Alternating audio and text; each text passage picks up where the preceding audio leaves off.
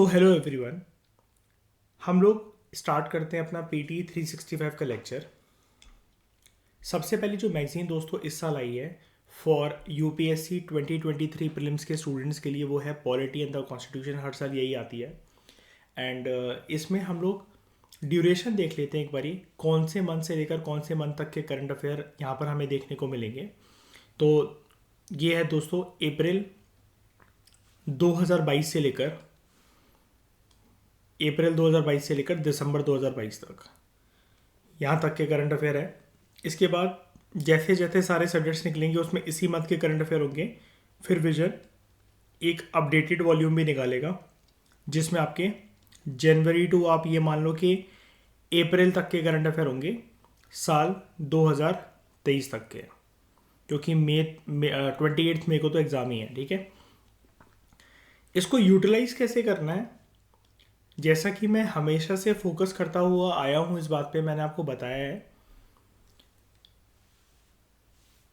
Utilise इसको ऐसे करना होता है अच्छे तरीके से। एक तो सबसे बड़ी बात यह है कि ये ना 60 पेजेस का ही डॉक्यूमेंट है। बीच में कुछ एड्स वगैरह भी होते हैं, कुछ कुछ स्पेसेस होते हैं डायग्राम के। अगर हम साइकोलॉजिकली इसका ब्रेक डाउन कर दें, अगर हम 60 पेजेस इसको ऐसे मान के ना चलें, अगर हमारे हाथ में इसका प्रिंट आउट होता तो एक पेज पे 2 साइड होती हैं, तो और कई कई जगह पे एड्स भी होंगे, कुछ कुछ बड़े बड़े डायग्राम भी होंगे। अपने दिमाग में सिर्फ और सिर्फ साइकोलॉजिकली इसको 22 पेजों का लेकर ही चलो। 22 पेजों के अंदर आपको पूरी पॉलिटी का एक निचोड़, एक क्रक्स मिल रहा है, विच इज़ गुड इनफ। मेरी बात समझ गए ना ईशा, मैं क्या कहने की कोशिश कर रहा हूँ? ये 60 पेज को 22 पेज कैसे बना दिया मैंने? ठीक है, ये तो हमें पीडीएफ फॉर्मेट में दिख रहा है। अगर हमारे पास एक प्रिंट आउट होता इसका, तो एक साइड पर, एक पन्ने पर 2 साइड होती, तो ये 60 पेजेस 30 पेजेस बन जाते। एंड उसमें भी बहुत सारी जगह पर ऐड वैड ये सब होकर 20 पेजेस से 22 पेजेस से ज़्यादा का बड़ा ये डॉक्यूमेंट नहीं है। लेकिन आपको कोई भी पीटी 365 की जो मैगज़ीन है, हम सारी कवर करेंगे, वर्ड टू वर्ड सब कुछ करेंगे इसके अंदर। लेकिन आगे इसकी तरफ कूदने से पहले ये बहुत इजी होती हैं, ऐसा कुछ भी नहीं है कि आपको कुछ समझ में नहीं आएगा, वो मेरी गारंटी है। पीटी 365 कोई ऐसी चीज़ नहीं होती है कि आप इसको पढ़ लो और आप ये सोचो कि हम यहाँ से साल 2023 में सारे के सारे जो करंट अफेयर के जो क्वेश्चंस आएंगे ना, वो हम कवर कर लेंगे। विजन की साइट पर ना, या किसी की भी साइट पर, जब से पीटी 365 या कोई भी करंट अफेयर मैगजीन अपलोड है ना, जब से, मैं कह रहा हूँ जब से, 10 साल 13 साल की पुरानी, आप सारी की सारी पढ़ डालो फिर भी आप नहीं कर पाओगे क्वेश्चन, सारे क्वेश्चन फिर भी नहीं कर पाओगे। करंट अफेयर की एक लिमिटेशन ये होती है कि करंट अफेयर को आपको पता है कि स्टैटिक सब्जेक्ट्स के साथ पढ़ना पड़ता है, जैसा कि मैं हमेशा से बोलता हुआ आया हूँ। हम इसमें जो भी पढ़ेंगे ना, कोई भी जो वर्ड्स आएंगे, तो आप लोग याद रखना, फाउंडेशन कोर्स के स्टूडेंट से मैं ये वाली बात कह रहा हूँ। मैं आपको पहले ही बता दूंगा कि आप लोग आज इसको जाकर लक्ष्मीकांत से देख लो, तमिलनाडु की 6 to 12 की एनसीईआरटी से देख लो, अपनी नॉर्मल एनसीईआरटी से देख लो, स्टैंडर्ड बुक्स लाइक पूनम दलाल दहिया, स्पेक्ट्रम, पीएमएफआईएस, उधर से इस कंसेप्ट को रिवाइज कर लो।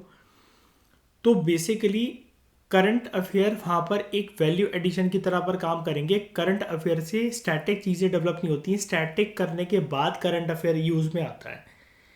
तो जितने लोगों का स्टैटिक पोर्शन प्रिपेयर नहीं होता है, तो वो बेसिकली इसके साथ साथ प्रिपेयर कर सकते हैं। तो स्टैटिक जैसा मैं बताते चलूँ, सिर्फ अगर इस पे रिलाई करके जो भी आप में से मेरी बात सुन रहा है फॉर एग्ज़ाम 2023 प्रीलिम्स जो दे रहा है 28 मई को, आप अगर ये सोच रहे हो कि हम ऐसी पीटी 365 सारी करके वर्ड टू वर्ड हमें ये भी याद है कि कौन सी चीज़ कहाँ लिखी हुई है, हम पूरा चार्ट डालें इसको, तो आप गारंटी के साथ बोल सकता हूँ, आप मेंस तो नहीं लिख रहे हो इस साल पक्का, आप मेंस लिख ही नहीं सकते। मैं आपको कोई झूठे वादे नहीं कर रहा हूँ, और पेपर कोई ऐसा नहीं है कि 1100 सीटें आ गई हैं तो आप सोचोगे कि हलवा हो जाएगा पेपर। वो यूपीएससी को अच्छी तरीके से पता है कि कितने लोग उसको मेंस में लेने हैं। ऐसा पेपर नहीं होता, आपको बहुत वादे दिखाए जाएंगे, बहुत बातें करी जाएंगी, 100 लोगों के ओपिनियन होते हैं। यूपीएससी की खास बात यही है, उसको अनप्रेडिक्टेबल पब्लिक सर्विस कमीशन इसलिए बोला जाता है क्योंकि वो सारी बातों को फेल कर देता है। ये सब दोस्तों मैं आप लोगों की भलाई के लिए बता रहा हूँ कि ये 100 बेस्ट टॉपिक, 500 बेस्ट टॉपिक, ऐसा वैसा, इससे कुछ नहीं होता है। लेकिन मैं आपको हाँ एक चीज़ बहुत अच्छी बताता हूँ। अगर आपका स्टैटिक पोर्शन प्रिपेयर्ड है ना, और उसके बाद अगर आप PT 365 को मेरे साथ बहुत अच्छी तरीके से कवर कर रहे हो, हद से ज़्यादा अच्छी तरीके से कवर कर रहे हो, एंड मान लो कि जो एग्ज़ाम के अंदर 18 क्वेश्चन जो करंट अफेयर के आए हैं, तो you will be in a position to answer 6 to 7 question. मान लो कि आप बहुत अच्छी तरीके से, मतलब जिसमें आपको कोई दो स्टेटमेंट्स पे भी डाउट नहीं होगा, वो आप कर पाओगे। एंड बहुत अच्छा अगर आपका लक रहा तो 6 to 9 क्वेश्चन। मैं 9 से ज़्यादा नहीं मानता। 50%, मतलब 18 का 50% 9 होता है। 50% से ज़्यादा आप करंट अफेयर को नहीं कर सकते। और अगर आप इसकी तरफ भाग रहे हो, अगर आप कर पा रहे हो ना, डेफिनेटली आपने पूरे साल स्टैटिक पोर्शन नहीं पढ़ा है, या तो फिर आप अपना 5th या 6th अटेम्प्ट लिख रहे हो, इस वजह से आप ज़्यादा कर पा रहे हो। Current affair without doing static subjects, अगर आपका फाउंडेशन अच्छा नहीं है, और फाउंडेशन अच्छा होने का मतलब ये नहीं कि आपने कहीं से क्रैश कोर्स कर लिया, शॉर्ट कुछ भी कर लिया कि 20 दिन में पॉलिटी वो करके, अगर आपको वर्ड टू वर्ड सारी चीज़ें नहीं पता है, आपकी PMFIS, Tamil Nadu NCRTs, north India वाली NCRTs, पूनम दलाल दहिया की बुक, इकोलॉजी एनवायरनमेंट के सारे सोर्सेज, आपका जो भी चीज़ें कि लखमीर सिंह मंजीत कौर के लिए जो साइंस है, कोर साइंस है, जो 6 से लेकर 10 तक की, फिजिक्स केमिस्ट्री बायोलॉजी, अगर ये सारी चीज़ें अगर कवर नहीं है तो PT 365 आपकी कोई मदद नहीं कर सकता। आप इस डॉक्यूमेंट को देख के एक्साइटेड हो जाओ। यूपीएससी इतना पागल नहीं है कि 60 पन्नों की मैगजीन को अगर आप पढ़ कर आ रहे हो, चाट कर आ रहे हो, तो आपको वो लवासना पहुंचा देगा और कलेक्टर बना देगा या IPS बना देगा। ये गेम एक ज़माने के अंदर चलते थे, आज से हाफ डिकेड पहले, 5-6 साल पहले। अब नहीं चलते हैं वाले गेम। यकीन ना आए तो 28 मई को अपनी पोजीशन देख लेना और अपनी प्रिपरेशन के हिसाब से देख लेना कि कितने क्वेश्चन कर पा रहे हो। ये वाली बात सिर्फ इस साल के लिए नहीं बता रहा हूँ मैं, आने वाले टाइम में आप किसी भी साल एग्जाम दे रहे हो, स्टैटिक पोर्शन फाउंडेशन अगर मजबूत नहीं है ना, PT 365 तो छोड़ो, पूरे मंथली मैगजीन तो छोड़ो, 15 अखबार भी पढ़ रखे ना, नहीं हो सकता सिलेक्शन। क्योंकि गेम आप लोग समझने की कोशिश करो। मुझे नहीं पता कौन कैसे एनालाइज करता है प्रीवियस ईयर क्वेश्चन पेपर वगैरह को, कुछ भी करके। I can vouch and I can guarantee on record, किसी भी पर्सन ने अगर करंट अफेयर टच भी नहीं करा है पूरे साल, मैं खुद भी नहीं करता हूँ, ना मेरे फाउंडेशन कोर्स के स्टूडेंट्स करते हैं, PT 365 सिर्फ वो एंड में करके जा रहे हैं आफ्टर कि उनकी कमांड, जितने भी मैंने बुक्स और सोर्सेज के नाम लिए वर्ड टू वर्ड, उनको 6 to 12 का ये सब कुछ आता है, स्टैंडर्ड बुक्स आती है। इसमें से तो मान लो कि 20 में से 4 क्वेश्चन फंस जाएंगे। मैं तो बहुत कम वैल्यू पे लेकर चल रहा हूँ उसको, 4 क्वेश्चन फंस जाएंगे। 8 नंबर यहाँ से मिल गए, जो श्योर शॉट कर सकता है कोई भी 4 क्वेश्चन। 16 क्वेश्चन नहीं कर पा रहा वो। लेकिन वो जितने भी स्टैटिक क्वेश्चन आएंगे ना, 80 क्वेश्चन जो आ रहे हैं, वो पर्सन ना पोजीशन के अंदर होगा कि उसमें से वो 70+ क्वेश्चन कर पाएगा। ये मैं गारंटी के साथ बोल सकता हूँ। प्रीलिम्स के अंदर कोई से भी साल का पेपर उठा लो, कोई से भी साल का, सिर्फ स्टैटिक पोर्शन के भरोसे ना 130+ मार्क्स आराम से सिक्योर करे जा सकते हैं। अब एनालिसिस आप लोगों की बुद्धि कैसे करती है वो मुझे नहीं पता, कौन सी यूट्यूब की वीडियो देखकर, कौन से कोचिंग के नोट्स देखकर एनालिसिस करते हो। प्रीवियस ईयर क्वेश्चन पेपर ये वाली बात रिवील करते हैं। आप फालतू के यूपीएससी के क्वेश्चन के चक्कर में भाग रहे हो, ये तितली कहाँ मिलती है, वो बंदर कहाँ मिलता है, वो तोता कहाँ मिलता है, वो मैना कहाँ मिलती है, ये सब बकवास बातें हैं। अगर साल के एंड में वो आपके PT 365 में फंस रहे हैं, वेल एंड गुड। नहीं फंस रहे हैं, just play on your balls, and that is static subject. सिर्फ स्टैटिक सब्जेक्ट का गेम है पूरा का पूरा एग्जाम का। अभी भी टाइम है। जिन लोगों का कवर नहीं है तो आप स्टैटिक सब्जेक्ट कवर कर सकते हो। इसके बेसिस पर मैं अगेन ये बोल रहा हूँ, मेंस नहीं लिख पाओगे। आप इसको सारे टॉपिक पढ़ लेना, हम 28 मई के बाद जो एनालिसिस करेंगे देख लेंगे कितने टॉपिक मैच करते हैं। करेंगे ही नहीं, 4-5 टॉपिक से ज़्यादा, अगर 25 क्वेश्चन भी आ गए ना, 5 टॉपिक से ज़्यादा फंसेंगे ही नहीं इसके अंदर। कवर क्यों कर रहे हैं हम लोग? उन 10 नंबर को सिक्योर करने के लिए। 5 क्वेश्चन आएंगे तो 10 नंबर तो मिलेंगे ना। लेकिन वो 10 नंबर मिलने का फायदा उन लोगों को है जिनका स्टैटिक पोर्शन बहुत मजबूत है। हु आर मेंटली प्रिपेयर्ड के 60+ क्वेश्चन हमारे हो जाएंगे ठीक, क्योंकि हमारा स्टैटिक मजबूत है। तो ये एक हार्श रियलिटी है। कड़वी लगी होगी कि मैं कैसी नेगेटिव बातें कर रहा हूँ, क्या कर रहा हूँ। भाई औकात देख लेना अपनी, 28 मई को पता लग जाएगा। सिर्फ मेरे बोलने से कुछ नहीं होता, यूपीएससी का गेम हर किसी को समझ में आता नहीं है, क्योंकि बात ये है। तो चलो अब हम स्टार्ट करते हैं। हम इसको कैसे यूज़ करेंगे, देखो ईशा, शाइनी, हम बेसिकली ना फिर पढ़ क्यों रहे इसको। अगर साल 2024 के भी बच्चे हमारे फाउंडेशन कोर्स में 25 के भी ठग रहे हैं, तुमने 26 तक देना एग्जाम जैसे, तो हम फिर क्यों पढ़ रहे हैं फिर इसको। हम बेसिकली इसलिए पढ़ रहे हैं कि जो हमने स्टैटिक पोर्शन अभी तक जो प्रिपेयर कर लिया ना शाइनी, जो साइड में मैं मार्जिन्स बनवाता हूँ, जैसे अंकिता नोट्स बनाती है, हम साइड में इनको वैल्यू एडिशन के तौर पर लिखते चलेंगे। जैसे पॉलिटी की मैगजीन है तो लक्ष्मीकांत पूरी जितनी हमने पढ़ रखी होगी, तो शाइनी स्टिकी नोट्स के साथ अपने, या ईशा आप जैसे भी लक्ष्मीकांत को आप लोग पढ़ते हो, अलग अलग आप लोगों की स्ट्रैटेजीज हैं, आप उनमें वो स्टिकी नोट्स लगाते चलना, तो आप अपग्रेडेड रहोगे।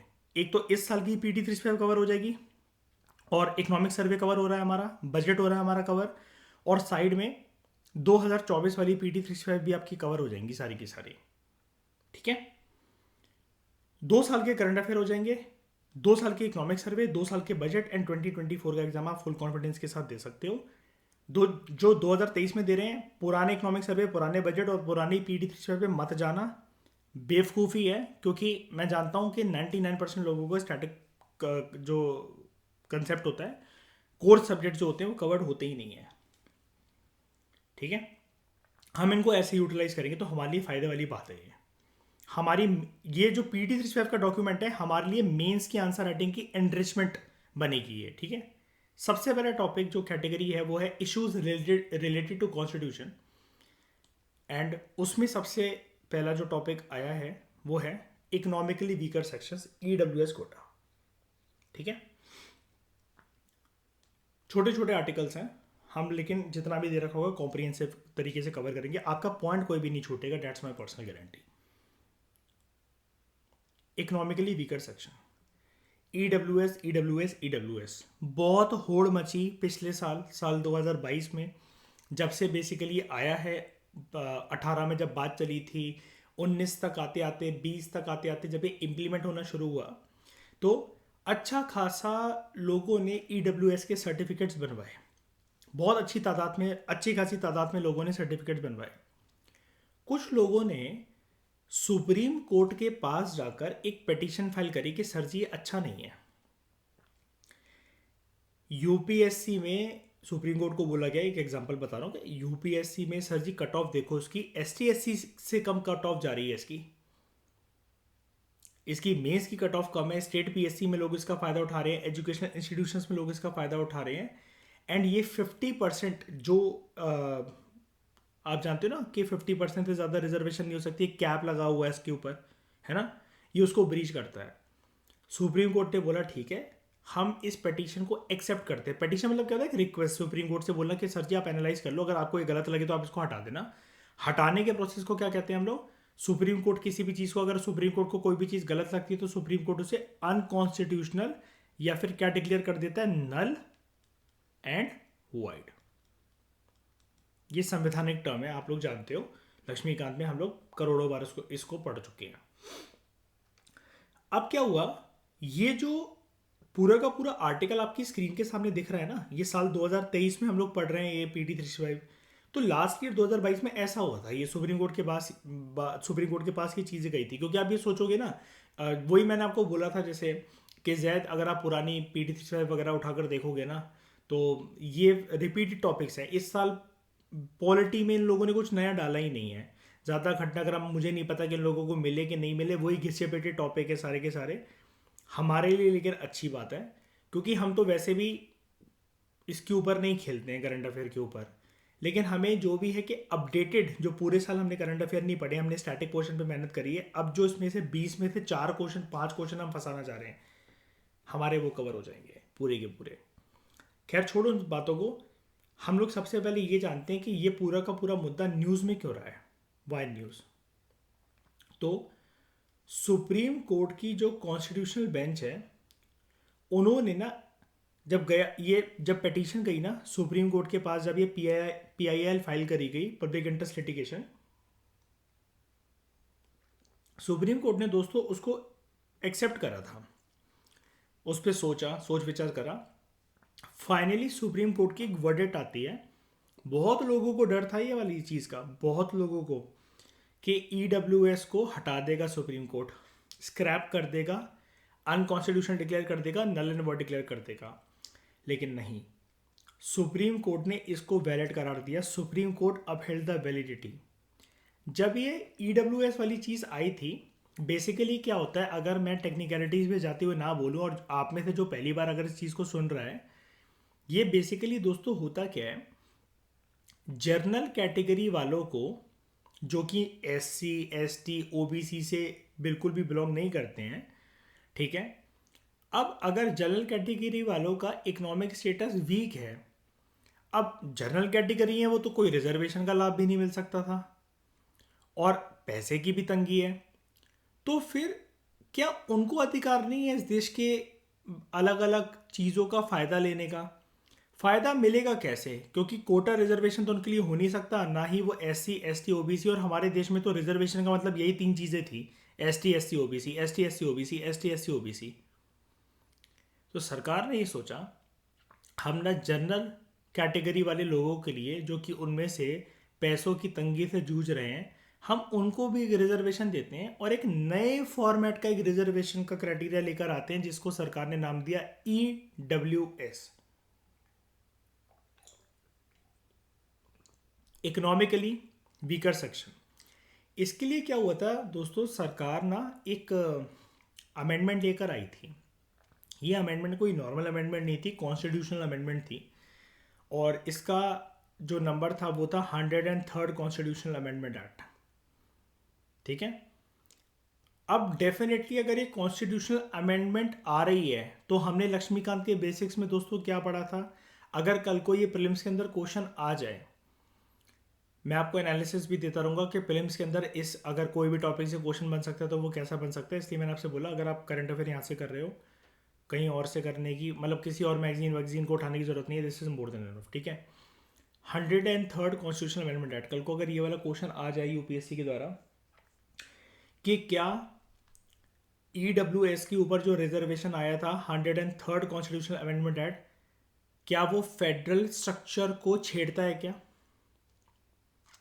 सेंटर और स्टेट गवर्नमेंट दोनों को अफेक्ट करता है क्या, बताओ, बोलो। तभी तो कॉन्स्टिट्यूशनल अमेंडमेंट है ना। सेंटर को भी, सेंटर के इंटरेस्ट भी इससे प्रभावित होते हैं और राज्यों के इंटरेस्ट भी इससे प्रभावित होते हैं, स्टेट्स के इंटरेस्ट भी इससे प्रभावित होते हैं। ठीक है, अब जब ये अमेंडमेंट आया, इसने एक बिल्कुल ही नया कैटेगरी का कोटा रिजर्वेशन इंट्रोड्यूस करा 10% का, और एक क्लास बनाई। 100 कॉन्स्टिट्यूशनल अमेंडमेंट एक्ट तो एक अमेंडमेंट का नाम था, एक क्लास बनाई कि जर्नल कैटेगरी वालों को जो 10% का कोटा दिया जाएगा, तो उन लोगों को बोला जाएगा, ऐसे जनरल कैटेगरी वाले लोगों को जिनकी जो आय है, जो इनकम है वो इतनी नहीं है, एंड क्योंकि वो एसटी एससी ओबीसी क्लास से बिलोंग नहीं करते हैं, तो वो इस देश में किसी भी स्कीम या रिजर्वेशन से लाभ जो कि एसटी एससी और ओबीसी को मिलता है, जनरल कैटेगरी के कुछ लोग जिनके पास पैसों की तंगी है वो उनसे वंचित हैं, उनको वो वाले लाभ नहीं मिल पाते हैं। Did you get the idea? जो मैंने अभी बोला आपको समझ में आया? इसका सोल क्राइटेरिया क्या था? What was the psychology of the government behind it? बताओ, समझ में आया? आप में से ये वाला आर्टिकल उन लोगों के लिए भी बहुत इंपॉर्टेंट बन जाता है दोस्तों, जो कि इंटरव्यू फेस करेंगे 2023 का, और या फिर अगर जिनके इंटरव्यू मान लो अगर अभी चल रहे हैं 2022 वालों के, या कोई भी एग्जाम्स आएंगे, हमारा क्राइटेरिया सिर्फ उसका वो नहीं रहता। ठीक है, क्योंकि अगर आप लोगों ने यूपीएससी में, स्टेट पीएससी में ईडब्ल्यूएस सर्टिफिकेट को यूज़ करा हुआ है, तो डेफिनेट सी बात है कि आपसे इंटरव्यू में ये वाला क्वेश्चन पूछा जा सकता है। पीटी 365 की जितनी रेलेवेंस यूपीएससी में कम है ना, स्टेट पीएससी में उतनी ही ज़्यादा है। अगर 20 क्वेश्चन किसी भी स्टेट पीएससी में अगर करंट अफेयर के बन रहे हैं जो कि कोर स्टेट पीएससी वाले नहीं है, स्पोर्ट्स और मिस यूनिवर्स और अगर ऐसे क्वेश्चन को हटा दो, तो आप ये मान के चलो 15+ क्वेश्चंस आपके फंस जाएंगे पीटी 365 में से। इसका return on investment state PSC में बहुत है, बहुत ज़्यादा है। ठीक है, तो 10% कोटा इंट्रोड्यूस करा गया for EWS in education and public employment. ये दो चीज़ें याद रखना, नज़रों के नीचे से स्टूडेंट्स कैजुअली इसको निकाल देते हैं। कल को यूपीएससी ये भी पूछ सकता है कि 103rd कॉन्स्टिट्यूशनल अमेंडमेंट एक्ट जिसने 10% कोटा दिया है ईडब्ल्यूएस के लिए, वो कौन से दो एरियाज में ईडब्ल्यूएस ने बात करी है। अब आप कहोगे हाँ यार कहीं पढ़ा तो था ये, लेकिन ये याद नहीं आ रहा। और यूपीएससी चार चीज़ें देते हैं कि education, public employment, private employment, ठीक है, या कोई भी ऐसी चीज़ें करके देते और फिर वो सेट बना दे 1 and 2 only, 2 and 3 only, 3 only, all of the above, none of the above, ऐसा करके। तो याद रखना, एक तो उसने एजुकेशन की फील्ड में बात करी है, दूसरा पब्लिक एम्प्लॉयमेंट यानी कि शिक्षा के क्षेत्र में ये वाला रिजर्वेशन प्राप्त होगा जनरल कैटेगरी के लोगों को, दूसरा पब्लिक एम्प्लॉयमेंट। सिंपल सी बात, हम लोग क्योंकि जिस एग्जाम की तैयारी कर रहे हैं, अगर उसी का एग्जाम्पल अगर हम लोग सामने रखें तो हमें ज़्यादा अच्छे से समझ में आएगा। यूपीएससी के लिए ईडब्ल्यूएस सर्टिफिकेट लोग बनवाते हैं और स्टेट पीएससी के लिए भी बनवाते हैं काफ़ी सारे लोग। तो ये क्यों बनवा रहे हैं? पब्लिक एम्प्लॉयमेंट का रूप है क्योंकि है।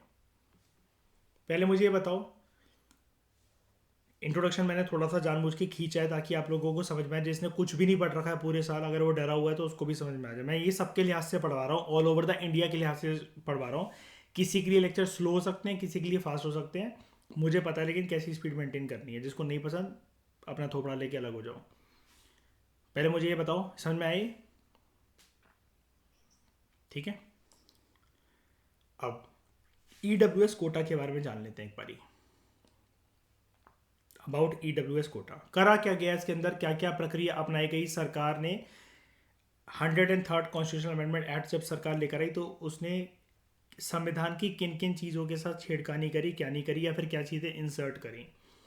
सबसे पहले तो इस ईडब्ल्यूएस कोटा के सिनेरियो को और इसके स्ट्रक्चर को समझने के लिए हम एक बात करते हैं। ईडब्ल्यूएस की जो रिजर्वेशन है, जो इकोनॉमिकली वीकर सेक्शंस जो हैं उनको जो रिजर्वेशन जो दी गई 10% का quota in education and public employment, वो ना एक कमीशन आई थी, उसकी रिकमेंडेशन के बेसिस पे दी गई है। ठीक है, याद है फाउंडेशन कोर्स के लेक्चर में पॉलिटी जब कर रहे थे मैंने आपको बताया था, हर एक मुद्दे के ऊपर सरकार एक कमीशन बनाती है। कल को आप लोग भी आईएएस ऑफिसर्स बनोगे तो जनरली आईएएस को ही चुना जाता है, और 10% 15% आईपीएस वगैरह को भी जो होते हैं सीनियर आईपीएस, उनके बेसिस पे भी, उनके नाम पे भी कमीशन बनती है। तो ये जो कोई भी कमीशन होती है, मैंने आप लोगों को बताया था, जैसे मतलब मान लो अनुज आप कल को आईएएस बन गए, सीनियर आईएएस हो या रिटायर भी हो गए कल को, मतलब मान लो आप सेक्रेटरी वगैरह हो, तो आपके नाम पे हो सकता है सरकार किसी एक मुद्दे को देखने के लिए कमीशन बनाए, तो आपका नाम जैसे अनुज यादव है तो नाम हो जाएगा यादव कमीशन। अब आपकी कोई रिकमेंडेशन होगी, आपकी टीम की कोई रिकमेंडेशन होगी और वो बहुत अच्छी छा गई अगर, तो वो जिंदगी भर ऐसे पीटी 365 वगैरह जो उस जमाने की निकला करेंगी, जो भी होगा तो उसके अंदर आया करेंगे यादव कमीशन की वजह से ये सारी रिकमेंडेशन आई है। ठीक है, तो ऐसे ईडब्ल्यूएस का जो कोटा है ये भी तो किसी ना किसी अधिकारी या अधिकारियों के ग्रुप ने बात करी होगी ना, सरकार को सुझाव दिया होगा, क्योंकि नेता तो अनपढ़ होते हैं। अब ये पढ़े लिखे किसी ना किसी ज्ञानी व्यक्ति, सेक्रेटरी, आईएएस ऑफिसर्स ने तो सरकार को बोला होगा ना। तो उस कमीशन का नाम था Sinha commission. Very important from the perspective of state PSC, UP PSC, Bihar PSC, Madhya Pradesh public service commission examination, उनके लिहाज से ये वाला फैक्ट बहुत इंपॉर्टेंट है। एंड एमपीपीएससी वालों के लिए तो ये अच्छा खासा इंपॉर्टेंट है, सिन्हो कमीशन। तो 103rd अमेंडमेंट एक्ट कौन से साल के अंदर आया था? अगेन स्टेट पीएससी का ये छोटा सा फैक्ट बन सकता है इसमें से कि साल 2019 में आ सकता है क्वेश्चन, पता है, क्योंकि 18 में मुद्दा चला था, लोगों को ये नहीं पता कि अमेंडमेंट एक्ट कब आया था। तो ऑप्शन आ सकता है कि 103rd अमेंडमेंट एक्ट वैलिड कब से हुआ, 2018, 19, 20 और 21। तो उसका आंसर है 2019। छोटी छोटी चीज़ें, लेकिन मैं बारीकियों से इसलिए फोकस कर रहा हूँ क्योंकि अब करंट अफेयर पूरे साल जैसे हम लोग नहीं करते हैं, लेकिन जहाँ जब करने बैठे तब तो उसको बहुत अच्छे से करना चाहिए। खेलेंगे सिर्फ इसी डॉक्यूमेंट पे, पीटी 365 पे, इसके अलावा कोई अखबार कोई कुछ नहीं। बाकी static portion is our girlfriend and boyfriend everything. उसके बाद 103rd अमेंडमेंट एक्ट 2019 में क्या क्या चीज़ें बोली गई, अब इसके प्रोविज़न को ज़रा बेहतर तरीके से समझना। और इंटरव्यू के पर्सपेक्टिव से भी, जैसा कि मैंने आपको बताया, अगर आपका EWS सर्टिफिकेट लगा हुआ है यूपीएससी के एग्जाम्स वगैरह में, तो ये चीज़ आ सकती है एंड मेंस में भी आ सकती है, हर जगह इंपॉर्टेंट है। नंबर 1, 103rd अमेंडमेंट एक्ट जो कि साल 2019 में आया, it provided reservation to EWS। अब EWS जो इकोनॉमिकली वीकर सेक्शन है, ये जो कैटेगरी निकाली गई ना, तो ये उनको देखा गया कि बेसिकली जो लोग नॉन ओबीसी हैं, सिंपल सी भाषा, जो ओबीसी नहीं है, नॉन एससी जो एससी नहीं है, नॉन एसटी जो एसटी नहीं है, शेड्यूल कास्ट नहीं होने चाहिए, वो शेड्यूल ट्राइब नहीं होने चाहिए, वो ओबीसी नहीं होने चाहिए, ऐसे लोगों को रिजर्वेशन दी जाएगी EWS। सबसे पहले तो इस अमेंडमेंट एक्ट ने एक बहुत सिंपल सी एक डेफिनेशन दी है कि EWS भाई साहब वो लोग हैं जो कि ओबीसी नहीं है, एसटी नहीं है, एससी नहीं है, एसटी नहीं है और ओबीसी नहीं है। इस चीज में किसी को कोई दिक्कत अभी तक? बताओ। नहीं ना? आगे बात करते हैं। अब ये तो हो गई, इसने जनरल बातें करी, लेकिन संविधान में अब थोड़ी सी टेक्निकल बातें भी होती हैं, जिसमें संविधान में जब तक कॉन्स्टिट्यूशन अमेंडमेंट एक्ट हो रहा है और शाइनी आर्टिकल के साथ छेड़छाड़ ना हो, तो तब तक सरकार की नज़रों में वो कॉन्स्टिट्यूशन अमेंडमेंट एक्ट होगा ही नहीं। तो अब हम थोड़ा सा टेक्निकल नेचर पे चलते हैं, लेकिन उसको भी बच्चों की तरह से ही समझेंगे। सरकार ने 2 आर्टिकल्स इंसर्ट करे। एक आर्टिकल 15 क्लॉज 6, जब भी ब्रैकेट होता है ना दोस्तों, जैसे कुछ भी चीज़ लिखी हुई है, एग्जाम्पल के तौर पे बता रहा हूँ, मैंने लिखा है यहाँ पर आर्टिकल 1 और ब्रैकेट में लिख दिया कुछ भी A, या फिर मैंने लिखा आर्टिकल 1 और ब्रैकेट में लिख दिया 5, तो मैं इसको रीड ऐसे करूंगा, article 1 clause A, article 1 clause 5। कभी कभार ये चीज़ें भी लिखी होती हैं, आर्टिकल लिखा हुआ है 15(6)(a), इसको ऐसे रीड करा जाता है दोस्तों, article 15 clause 6 sub clause A। मान लो लिखा हुआ है 14(8)(2), आर्टिकल 14 क्लॉज 8 सब क्लॉज 2। ठीक है, वकीलों वाली लैंग्वेज है, बेसिकली बोलने का एक तरीका होता है। तो कई लोग समझते नहीं है इसको कि हम क्या बोले, इसको ब्रैकेट बोले क्या बोले, क्लॉज बोला जाता है।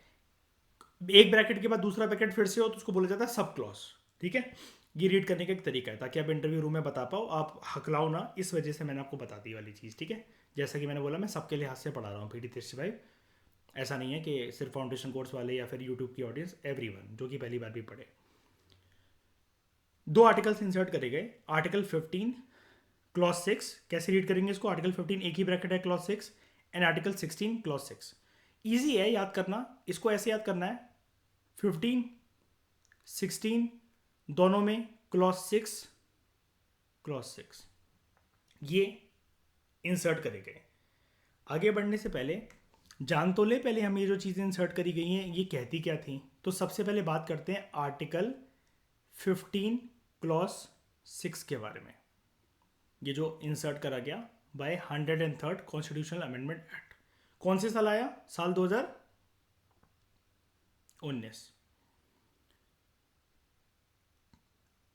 इट एनेबल्ड द गवर्नमेंट, सरकार को ये पावर मिली इस आर्टिकल 15 क्लॉज 6 से कि सरकार स्पेशल प्रोविजन कर सके।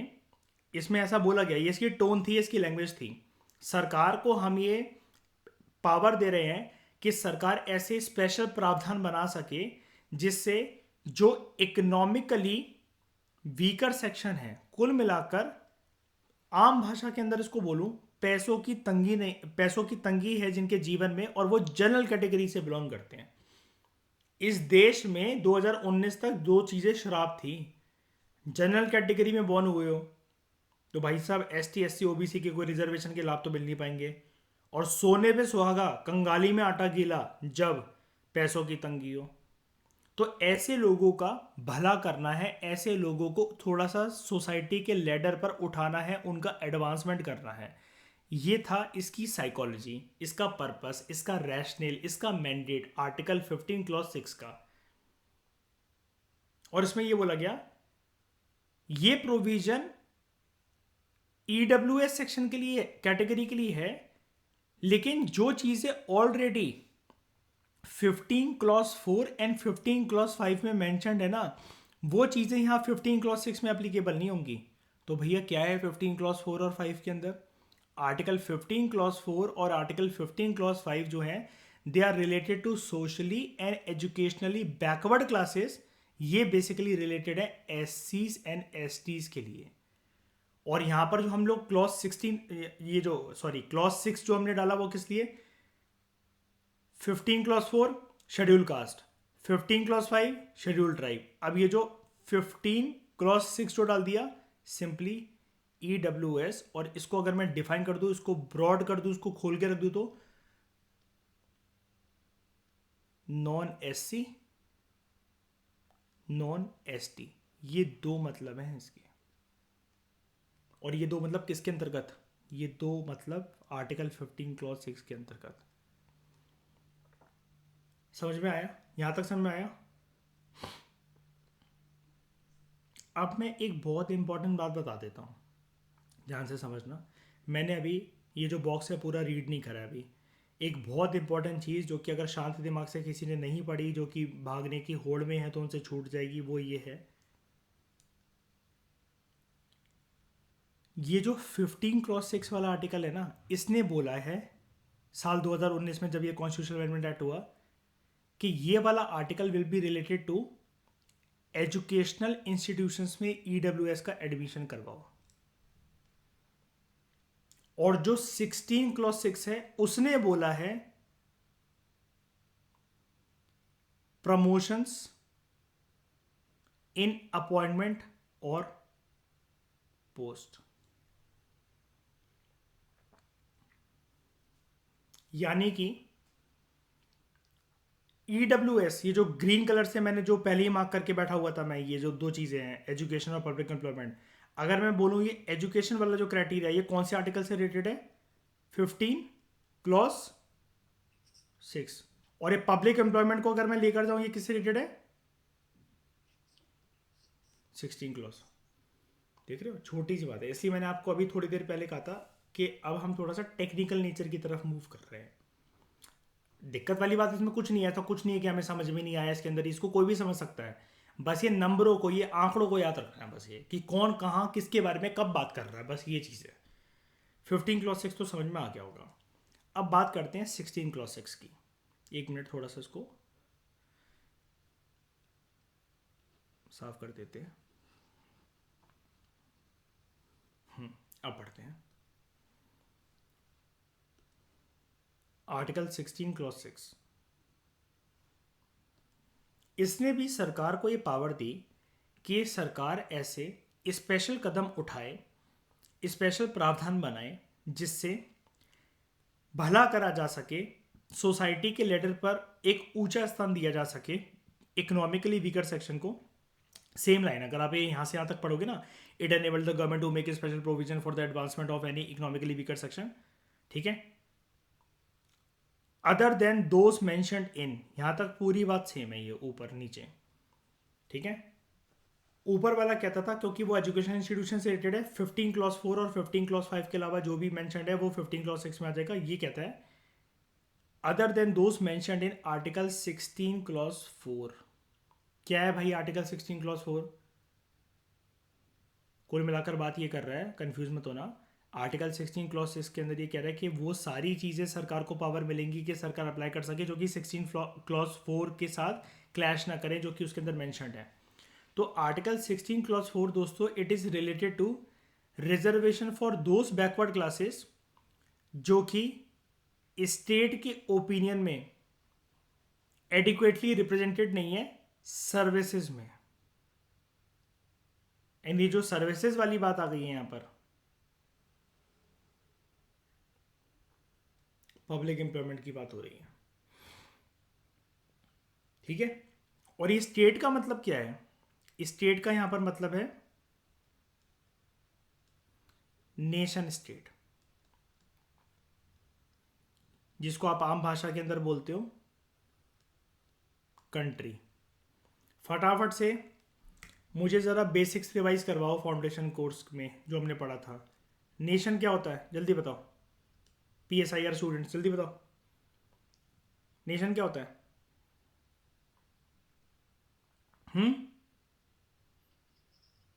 कुल मिला कुल मिला के लोग, है ना। स्टेट क्या होता है आईआर की टर्म्स में अगर बात करें? कुल मिला के एक ज़मीन होती है। सबसे पहले तो ज़मीन होती है, ज़मीन ही नहीं होगी तो पॉलिटिकल सिस्टम कहाँ से आएगा? ज़मीन होती है। लोग अगर जहाँ पर एक ज़मीन का रहते, एक ज़मीन के टुकड़े पे रहते हैं दुनिया के किसी भी कोने के अंदर, और वह फिर वो अपने खुद के रेगुलेशंस, रूल्स, ये सब चीज़ें जो बनाते हैं, तो इससे बर्थ होता है एक सिस्टम ऑफ पॉलिटी का। और इसको कंबाइन अगर करके बोले तो हम क्या बोलेंगे? This is a nation state. अब सवाल अगेन पीएसआई से रिलेटेड एक छोटी सी चीज यहां पर और रिवाइज करते हैं। Can state exist without nation? ये can state exist without nation? कैसे? रूल्स एंड रेगुलेशन कौन बनाएगा शाइनी फिर वहां पे?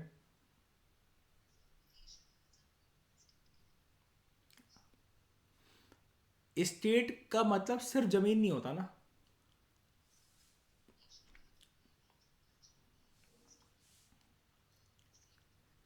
हाँ, वेरी गुड। कल को मतलब मान लो कि एंटार्क्टिका के ऊपर कोई कंट्री मतलब कोई भी कब्जा करके, कब्जा नहीं मतलब मान लो कि वो कल को डिक्लेयर हो गई है, एक ऐसा कॉन्टिनेंट है, आपको पता है कि वहाँ पर कोई ह्यूमन हैबिटेशन नहीं रहती है जनरली। रिसर्च प्रोग्राम्स वगैरह इंडिया के दक्षिण गंगोत्री और मैत्री, है ना। तो कल को वहाँ पर कोई कंट्री अगर वो हो गई है, तो लोगों के अंदर वो कॉमन हिस्टोरिकल टाइज और वो सब हो सकता है कि ज़रूरी नहीं है कि वहाँ पर हो। ठीक है। एंड सिमिलरली, क्या नेशन एग्जिस्ट कर सकता है स्टेट के बिना? ये भी पॉसिबल है। लेकिन ये दोनों चीज़ें ना फीजिबल नहीं है। फीजिबल इन द सेंस, समझ रहे हो ना, टिका मतलब ये मजबूत नहीं है, टिकाऊ नहीं है। दोनों का साथ में आके मिलना ज़रूरी है। नेशन अधूरा है स्टेट के बिना, स्टेट अधूरा है नेशन के बिना। ठीक है। ये कंसेप्ट कहाँ से आता है नेशन स्टेट का? सोक्रेटिस, प्लेटो एंड एरिस्टोटल, है ना, ग्रीस के। तो वेरी गुड, चलो आप लोगों को अच्छी खासी रिवीजन है। आर्टिकल 16 क्लॉज 4 जो है, it is related to the reservation for those backward classes जो कि स्टेट के ओपिनियन में they are not adequately represented in services. ठीक है। एंड ऊपर एक बात पढ़ लेते हैं बहुत इंपॉर्टेंट। आर्टिकल 16 क्लॉज 6 जो है, उसने क्या बोला कि 4 के अंदर वो वाली बातें नहीं होनी चाहिए। तो 4 की बातें क्या थी? 4 की बातें बेसिकली थी बैकवर्ड क्लासेस के लिए। और आर्टिकल 16 क्लॉज 6 किसके लिए आया है? इकोनॉमिकली वीकर सेक्शंस के लिए, जो कि ओबीसी से रिलेटेड ना हो, ओबीसी से रिलेटेड ना हो, उनसे अलग हो। कुल मिलाकर क्या बोलेंगे? Non OBC. एंड 16 क्लॉज 6 जो है, it is related to promotion in appointment और पोस्ट।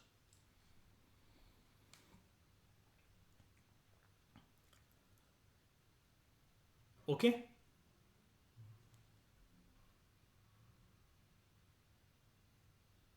यहां तक किसी को कोई डाउट?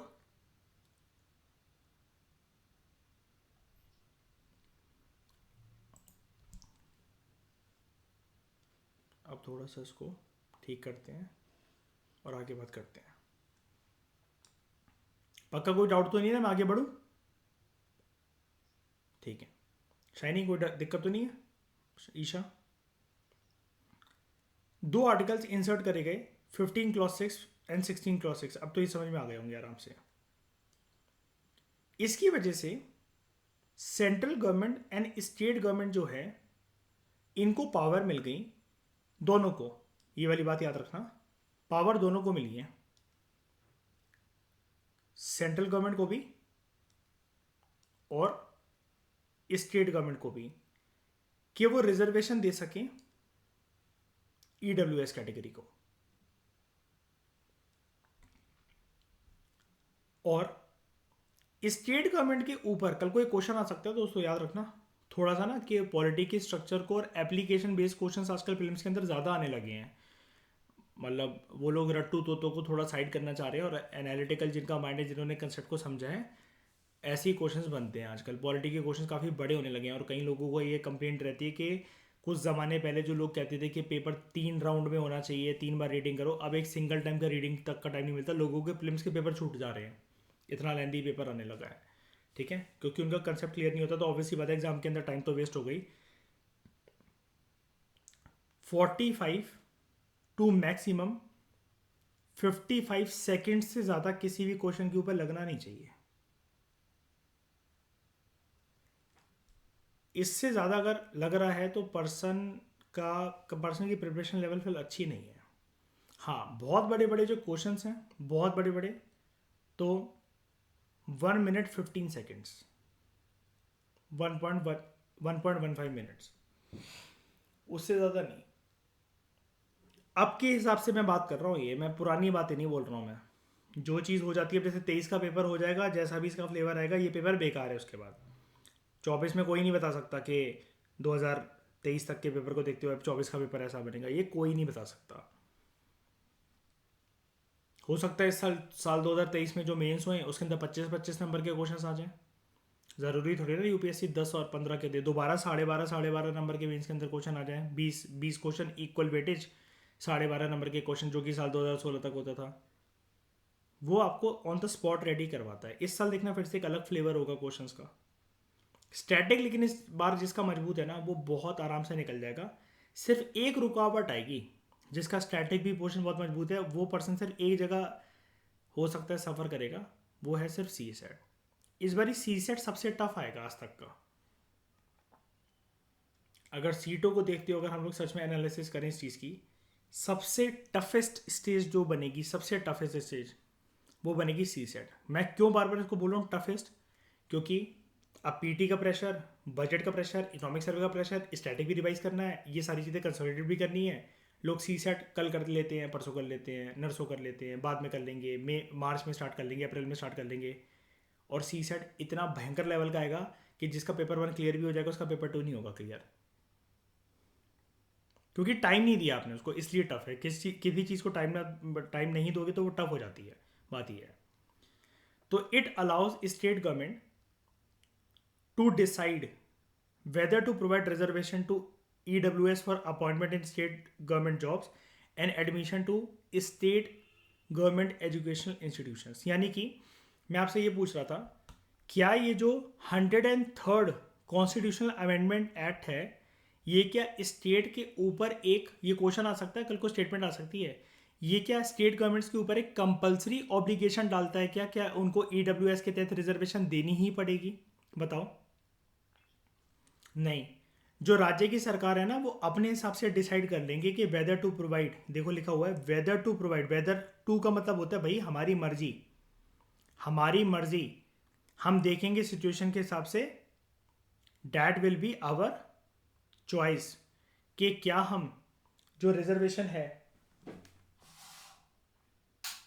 क्या जो रिजर्वेशन है ईडब्ल्यूएस के अंतर्गत राज्यों की सरकारों की जॉब के लिए और स्टेट गवर्नमेंट में उस राज्य में एजुकेशन इंस्टीट्यूशंस में भर्ती होने के लिए, एडमिशन होने के लिए हमें ठीक लग रहा है तो हम देंगे। लेकिन अगर राज्य की सरकारों के हिसाब से उनको सिचुएशंस अनुकूल नहीं लगती है, तो क्या वो किसी ईडब्ल्यूएस जैसी चीज़ को पूरे के पूरे राज्य में मना भी कर सकती है क्या विधानसभा, कि हम बिल्कुल भी नहीं ला सकते इसको, हमारे जगह ही नहीं है, बिल्कुल भी कह सकते हैं?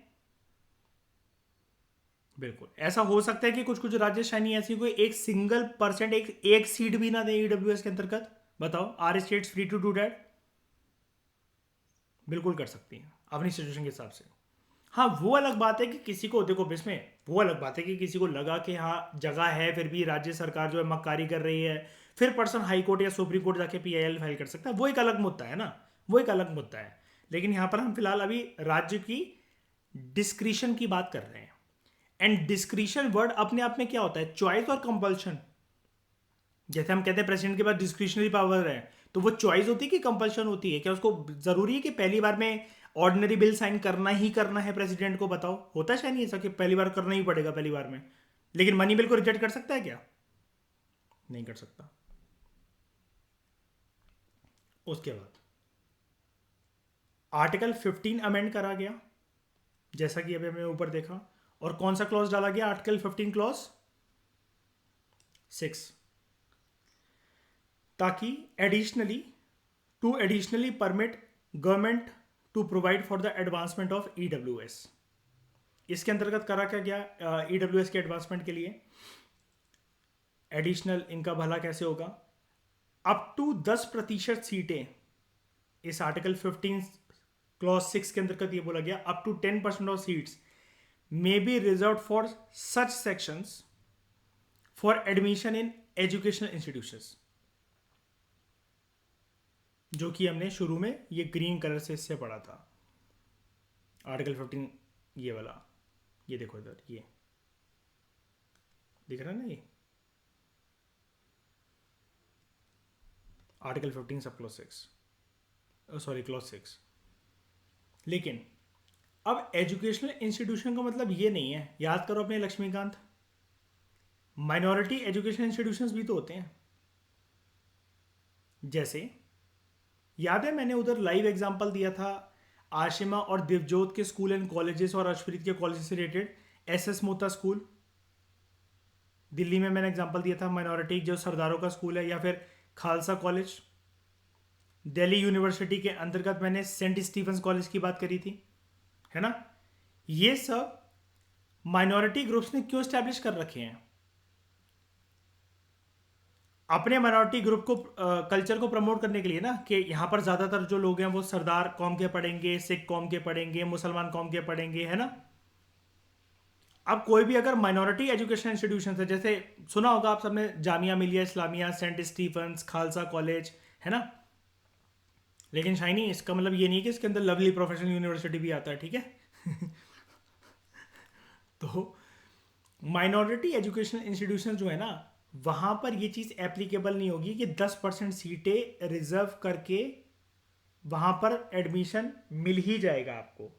हम ऐसा क्यों नहीं कर रहे हैं? ये माइनॉरिटी एजुकेशन इंस्टीट्यूशंस के ऊपर ये वाली कंडीशन 10% की 10% सीटें एजुकेशन इंस्टीट्यूशंस में ये माइनॉरिटी एजुकेशन इंस्टीट्यूशन को भी देनी पड़ेगी, ऐसा क्यों नहीं कर रहे हैं? ये कंडीशन क्यों नहीं लगा रहे हैं? इनके ऊपर प्रेशर क्यों नहीं डाल रहे हैं?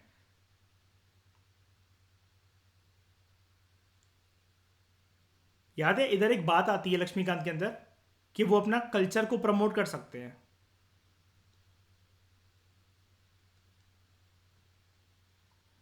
और अगर ये कंडीशन इनके ऊपर लगा दी जाएगी तो माइनॉरिटी एजुकेशन इंस्टीट्यूशन के ऊपर जो राइट रहता है कि कल्चर को प्रमोट करना या फिर अपने ही ग्रुप के लोगों को ज़्यादातर सीटें वगैरह वो देना, क्या ये उनका सबसे बड़ी बात, तो मुझे ये बताओ, ये मौलिक अधिकार है उनका,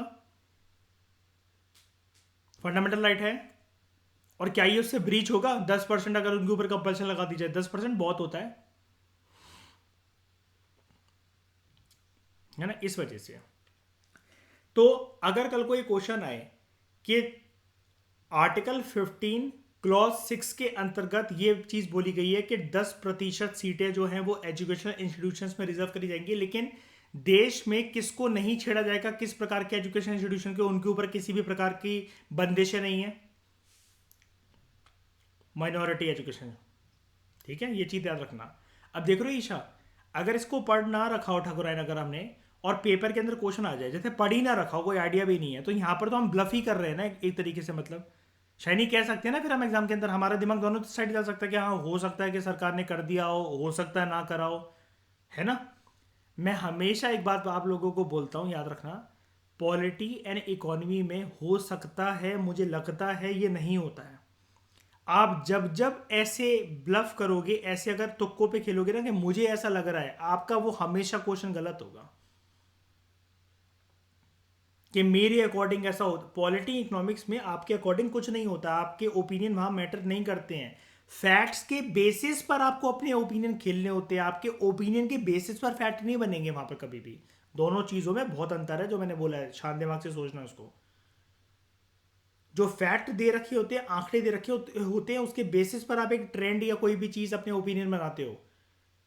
आप जो सोचते हो उसके बेसिस पे आप आंकड़े बना लो, ऐसा नहीं होता पॉलिटी एंड इकोनॉमी में। ये सिर्फ 2 सब्जेक्ट्स की बातें हैं, एंड साइंस तो है, साइंस तो थंब रूल पे काम करते ही है। ऑब्वियसली बात है ईशा, हम साइंस में ये थोड़ी ना बोल सकते कि बच्चा आसमान से टपकता है, बताओ बोल सकते हैं क्या कि मुझे ऐसा लगता है टपकता होगा? उसके बाद अमेंडेड आर्टिकल 16, और कौन सा क्लॉज डाला गया? 16 क्लॉज 6। और इसमें ये बोला गया it permitted the government to reserve up to 10% of all post. अंतर क्या है? मैं इसको मार्क कर रहा हूं ग्रीन कलर से, देखना जरा। 10% ऑफ सीट्स या 10% ऑफ पोस्ट, क्योंकि this is related to public employment, this is related to education for EWS of citizens. ठीक है, डन। अब सवाल ये उठता है, सुप्रीम कोर्ट के पास, ये जो हम वाई न्यूज़ पढ़ रहे थे, सुप्रीम कोर्ट के पास बात दोस्तों ये गई थी, वो जो पिटिशन थी कि सर जी जो 50% जो कैप है ये उसको ब्रीच कर रहा है, ऐसा कर रहा है, वैसा कर रहा है। तो देखो, सुप्रीम कोर्ट ने बोला भाई साहब आप लोगों ने कॉन्स्टिट्यूशनल अमेंडमेंट एक्ट जो 103 है जो कि साल 2019 में आया, उसको ध्यान से पढ़ा भी है या गवारों की तरह मुंह उठाकर हमारे पास चले आए हो? सुप्रीम कोर्ट ने बोला कि सरकार साफ कर चुकी है इस बात को that EWS is in addition to existing reservation. तो पीआईएल जो फाइल हुई उसमें सुप्रीम कोर्ट के पास ये वाली बात गई कि सर जी यही तो हम आपको समझा रहे हैं कि सरकार जब खुद ही बोल रही है छाती चौड़ी करके, 56 इंच का सीना चौड़ा करके, कि this will be in addition to existing reservation, तब भी आपको ये वाली बात समझ में नहीं आ रही। आप तो बहुत बड़ी बड़ी बातें करते थे। पीआईएल में बोला गया सुप्रीम कोर्ट से, हाई कोर्ट से, कि आप तो बहुत बड़ी बड़ी बातें करते थे कि जो रिजर्वेशन है वो ब्रीच नहीं होनी चाहिए 50% से ज़्यादा। और जब जब ऐसा, याद करो लक्ष्मीकांत वगैरह, शाइनी, उधर लिखा हुआ था ना कि तमिलनाडु सरकार ने भी एक बार ऐसा करने की कोशिश करी थी और सुप्रीम कोर्ट ने नल एंड वॉइड डिक्लेयर कर दिया था बहुत बार, जिन जिन ने करने की कोशिश करी है। तो सुप्रीम कोर्ट से जब ये वाली चीज़ बोली गई कि सर जी वैसे तो आपने कितने सारे पास्ट में जो कि राज्य की सरकारों ने कभी भी रिजर्वेशन एक्स्ट्रा देने की कोशिश करी है, सेंट्रल गवर्नमेंट ने भी अपना लक्ष्मण रेखा को लांघने की कोशिश करी है, तब तो 2 मिनट में आप एक शस्त्र चला देते थे अनकॉन्स्टिट्यूशनैलिटी का और नल एंड वॉइड का। तो अब जब सरकार ने खुद बोला है कि जो एग्जिस्टिंग रिजर्वेशन है ये उसके एडिशन में है और ये 50% कैप को अगर ब्रीच भी कर रहा है, तो आपको बात समझ में भी नहीं आ रही। और आप इसको कह रहे हो कि हम इसकी वैलिडिटी को कायम रखते हैं, इसमें कोई बात नहीं है, तो हम इससे क्या समझें?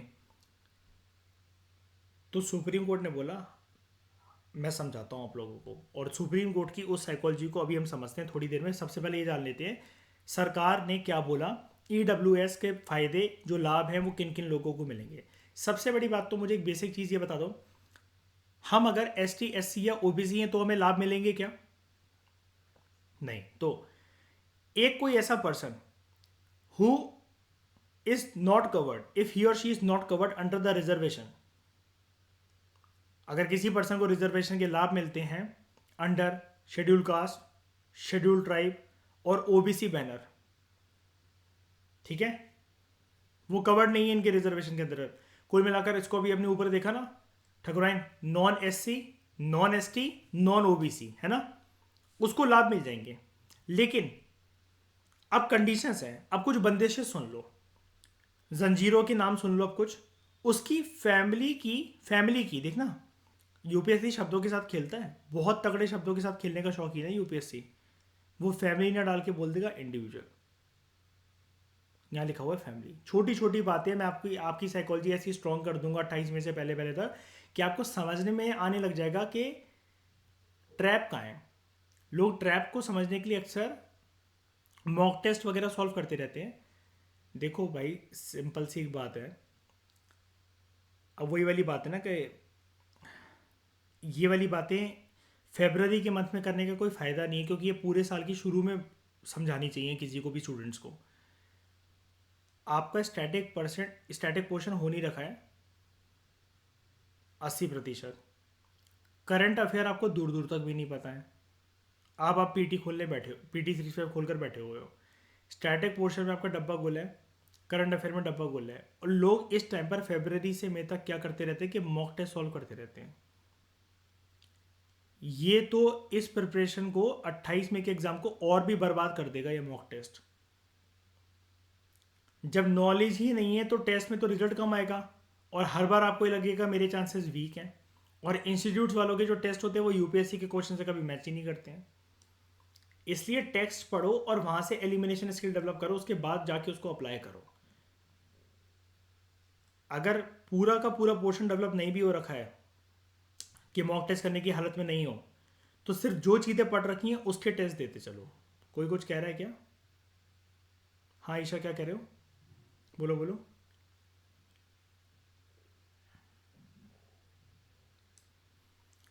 ठीक है, तो ये वाली चीज़ें होती है कि मॉक टेस्ट और ऐसे आपको ये बैलेंस करके रखना है।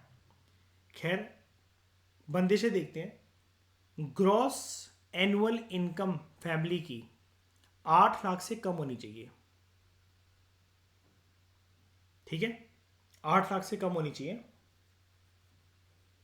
एंड ऐसे लोगों को पहली बात है फिर समझा जाएगा कि एक पर्सन जो कि non SC, non ST, non OBC है, एंड ग्रॉस फैमिली जो ग्रॉस एनुअल इनकम है, एक साल की जो इनकम है वो फैमिली की वो 8 लाख से कम है, उनको आइडेंटिफाई करा जाएगा as beneficiary for the EWS reservation. ठीक है, उसके बाद दोस्तों ये तो हो गया कि अगर 8 लाख से ज़्यादा होगी तो भी, अगर वो non S C S T OBC और 8 लाख से ज़्यादा हुई तो मिल जाएगा क्या? फायदे मिलेंगे? नहीं मिलेंगे। उसके बाद ऑल्सो एक्सक्लूडेड वर दोस्त जिनके पास 5 एकड़ का जो खेती बाड़ी की ज़मीन है, अगर वो 5 एकड़ तक है तो 5 एकड़ से कम है तो मिल जाएंगे लाभ। ठीक है, एक ऐसा रेसिडेंशियल फ्लैट मतलब खुद का घर जो कि लगभग 1,000 स्क्वायर फीट का हो। ये सारी बंदिशें हैं, मैं बता रहा हूँ। अगर ये सारी चीज़ें हैं आपके पास, 8 लाख तक इनकम है, कम है तो ठीक है, कोई बात नहीं। 8 लाख इनकम है या उससे ज़्यादा है, 5 एकड़ का एग्रीकल्चर लैंड है उससे ज़्यादा है, 1,000 स्क्वायर फीट का घर है, प्रॉपर्टी है या उससे भी ज़्यादा है, या फिर एक residential plot of 100 square yards या इससे भी ऊपर नोटिफाइड म्यूनसिपैलिटीज़ के अंदर, या 200 square yards in other areas. ये अगर चीज़ें हैं आपके पास, ये 4 चीज़ें, 1, 2, 3 एंड ये 4, एंड 4 के अंदर 2 चीज़ें हैं वैसे, एक 100 स्क्वायर यार्ड वाली बात है, एक 200 स्क्वायर यार्ड वाली बात है। तो ये सब चीज़ें आपको वंचित कर देंगे, आपको ईडब्ल्यूएस के कोई भी बेनिफिट्स नहीं मिलने वाले। ओके,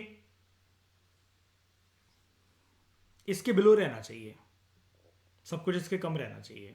ठीक है, अब एक चीज़ देखते हैं, यानी कि जो भी इसके ऊपर अगर जाता है ना, तो ईडब्ल्यूएस के लाभ जिसको मिलेंगे ना, तो उसको ये बोला जाएगा कि इसको बेनिफिट नहीं मिलेंगे इकोनॉमिकली वीकर सेक्शन के, क्योंकि ये पर्सन अब क्रीमी लेयर के अंदर आ गया है। तो एक बार क्रीमी लेयर का कंसेप्ट जान लेते हैं हम लोग। एक ऐसा हाउस होल्ड, फैमिली बेसिकली, देख रहे हो, इंडिविजुअल का जिक्र नहीं है, मैं आपको बार बार वही चीज़ बता रहा हूँ कि इंडिविजुअल का जिक्र नहीं है यहाँ पर, बार बार हाउस होल्ड टर्म यूज़ करा जाता है, जैसे यहाँ पर बोला गया फैमिली।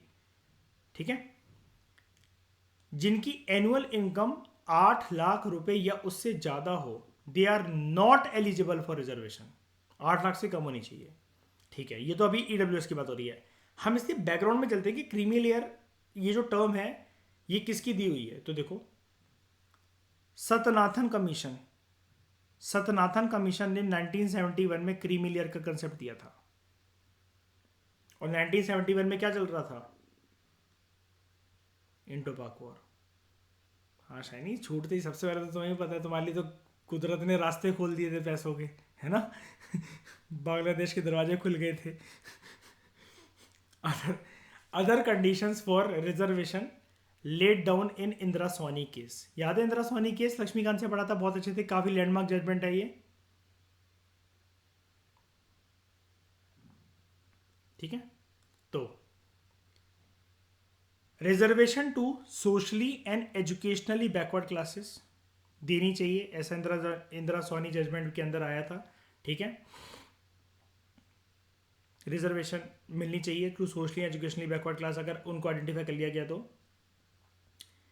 उसमें यह भी बोला गया था, आप लोगों को याद होगा, लक्ष्मीकांत में हमने पढ़ा था, 50% कैप जो है वो वर्टिकल रिजर्वेशन के ऊपर लगाई जाएगी। याद है, 50% कैप, 50% से ज्यादा नहीं होनी चाहिए ओवरऑल रिजर्वेशन। जैसे मतलब मान लो हमने ओबीसी को 27% रिजर्वेशन दी, गिनते चलना, जैसे एससी को दी 10% और एसटी को दी कितना हो गया? 37 ना, 14%।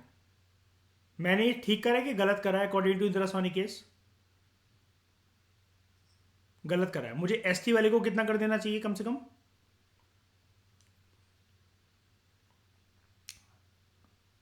50% से कम रहनी चाहिए वो, है ना? 12 या 12 पॉइंट समथिंग। और यहां पर एक चीज लिखी हुई है दोस्तों, वर्टिकल रिजर्वेशन। देखो दो चीजें होती हैं, ये भी बात कर लेते हैं यहां पर। एक होती है दोस्तों हॉरिजॉन्टल रिजर्वेशन। याद रखना, हॉरिजॉन्टल रिजर्वेशन जो ये शब्द है, ये होता है फॉर द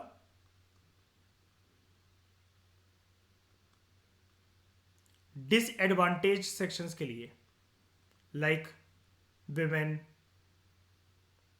ओल्ड एज के लोग, ट्रांसजेंडर्स, ये इनके लिए होती है हॉरिजॉन्टल रिजर्वेशन। अगर ऐसे कोई फायदे अगर मिल रहे हैं इनको, बेसिकली हॉरिजॉन्टल, अगर मैं यहां से यहां तक की बात करूं, हॉरिजॉन्टली कोई भी ऊपर या नीचे या बड़ा या छोटा होता है कि हॉरिजॉन्टली? नहीं ना, वो तो चीज सिर्फ वर्टिकल में आती है ना, ऐसे। तो दूसरी रिजर्वेशन होती है दोस्तों vertical reservation.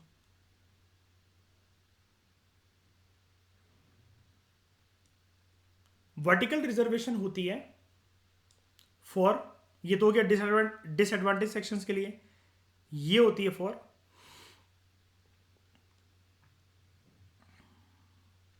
Backward classes of people के लिए, जो कि सोसाइटी के लेडर में इक्वल जगह पर नहीं आ पा रहे हैं। समझ गए? अब वो हो सकता है जैसे ईडब्ल्यूएस को देख लो, ये वाला जो हमारा टॉपिक है ईडब्ल्यूएस का है, इकोनॉमिकली वीकर सेक्शन। तो ये हो सकता है ना कि कुछ लोग जैसे यहां पर आ रहे हो, दे आर पुअर, एंड कुछ लोग हो यहां पर वो आ रहे हो रिच। हो सकता है कि नहीं हो सकता है? अच्छा ये भी हो सकता है कि ये लेटर अगर हम सिर्फ पुअर का देख लें, यहां पर बना देता हूं, यहां देखो,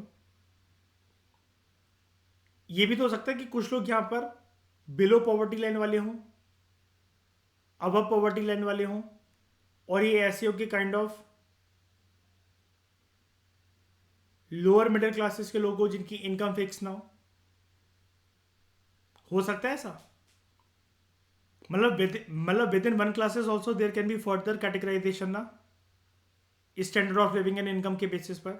तो वो होती है वर्टिकल रिजर्वेशन। तो हमारे देश में जो बैकवर्ड क्लासेस हैं, या बैकवर्ड क्लासेस ऑफ पीपल हैं, जो ग्रुप्स हैं, उनको जो रिजर्वेशन दी जाती है कि आपके लिए कोटा इतना, आपके लिए रिजर्वेशन इतना, वो होता है vertical reservation. And Indira Swami judgement में बोला गया था ये वाली चीज, there should be no reservation in promotion. Promotion किस चीज के लिए, कौन सी प्रमोशन की बात हो रही है? Job promotion.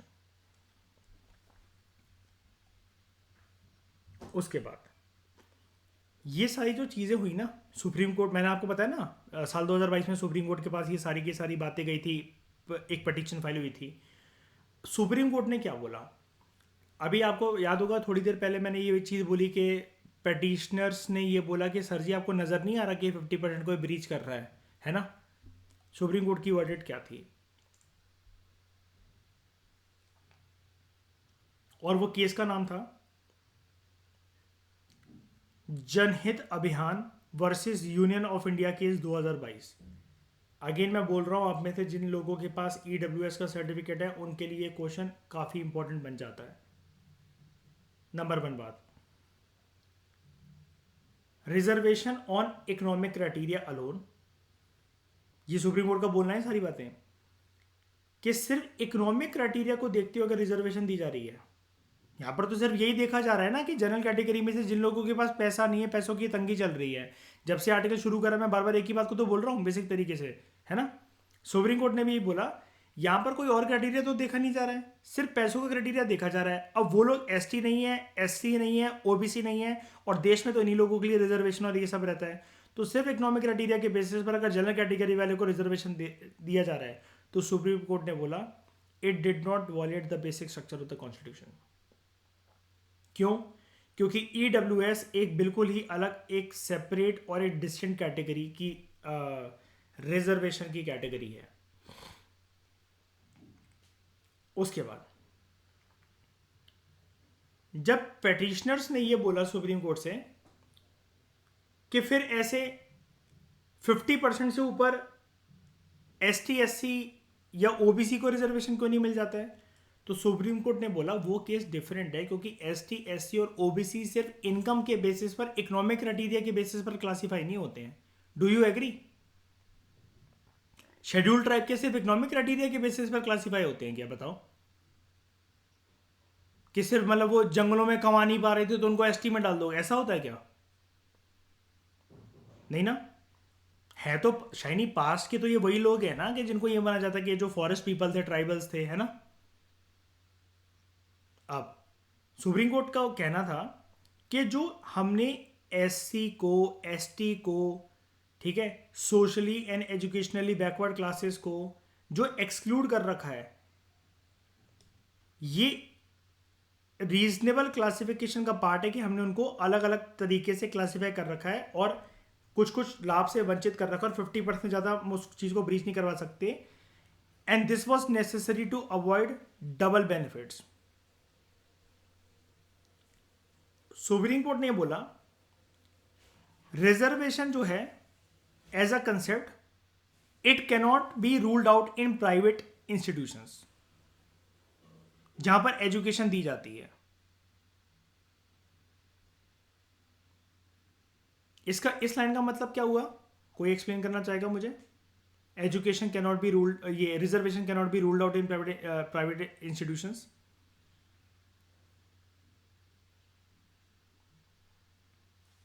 हाँ, और 50% जो रूल है जो कि इंदिरा सोनी जजमेंट के अंदर फॉर्म हुआ था 1992, लक्ष्मीकांत से हम इसको बहुत कॉम्प्रिहेंसिव तरीके से पढ़ चुके हैं।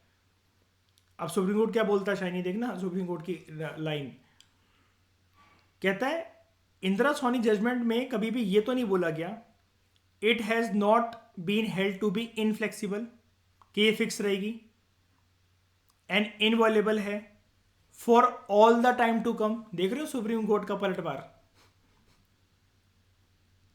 बात समझ में आई इसकी? साइकोलॉजी समझ में आई से सुप्रीम कोर्ट क्या बोल रहा है?